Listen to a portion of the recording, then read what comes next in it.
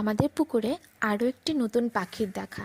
এখন মনে হচ্ছে শীতের সময় যে পাখি দেখতে যায় সবাই, আমি এখানে ইনভাইট করব সবাইকে। নিত্য নতুন পাখির মেলা আমাদের এখানে হচ্ছে। সবসময় খেয়াল করে ওঠা হয় না, কিন্তু যখনই খেয়াল করি সত্যি অবাক বনে যায়।